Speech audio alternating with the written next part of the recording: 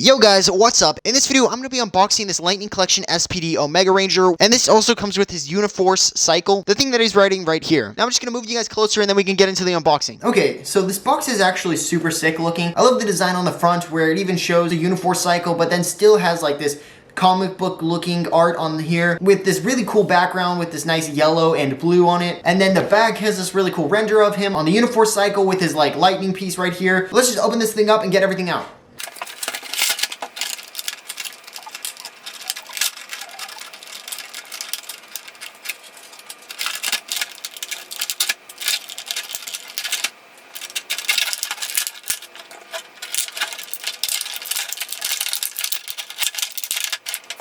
Okay, so everything is out of the box. Now, I guess I'll start with the figure here. He looks super good. I'm not noticing any paint flaws. I'm super happy about that, especially since it would be very noticeable, especially on like the white parts of him. If there was like a blue on there or some black or even gold or something. I guess he has the same sort of articulation as all the other Lightning Collection. His belt on this Ranger is actually a separate piece. Very few Rangers, but some Rangers do have belts that are connected to their actual body and then painted on them. Also, his Morpher is a very, very cool piece right here. I've seen this before, how it works and stuff, but it is super cool.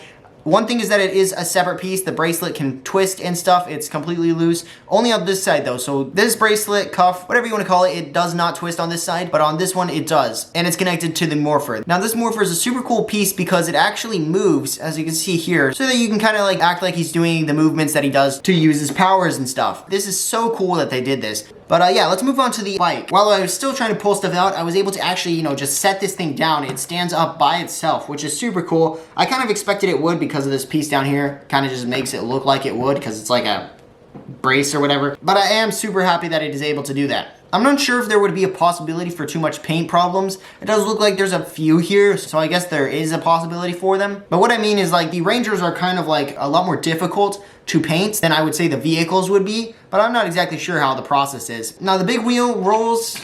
There's also a wheel on the back that rolls. So two moving wheels on this, and then there's not much else that you can do with it. Now I'm gonna add the other pieces onto it because it came with these black pieces right here that actually go onto this. So I'm gonna have to figure out where they go and then put them on here. Okay, so I think I figured it out. I mean, it's pretty obvious. It comes with two handle pieces that go right here. Okay, so I got them in. Now, it was relatively difficult, which is a little bit annoying. It's not necessarily the hardest thing ever. You just gotta apply a little bit of pressure. It probably would have been a lot easier if I had known how to do it, and if I wasn't just like, does it go in farther or not? But here, let me give you guys a close-up of how far it actually goes in so that you guys can kind of see if you guys are trying to do this yourselves. The one on the right actually kind of made a snapping noise when I pushed it in. I'm not sure exactly why. It may have been because the one on the left was already in. The one on the left just kind of slid in. It was actually, I think, easier than the one on the right. Now let's move on to this next piece. Now these pieces look like they are for like where his feet would be down here. I'm pretty sure that that's what they are. So let me just slide this one in. That slid in actually super easily. There was no problems there. The side that looks like it has grips is towards the top, and then you just slide that in. So let me put him on here. Now I'm just gonna set him on here. I don't actually want to grip his hands on there or anything like that right now, just so that I can see if it would stand up with him on top of it with the weight of him on there,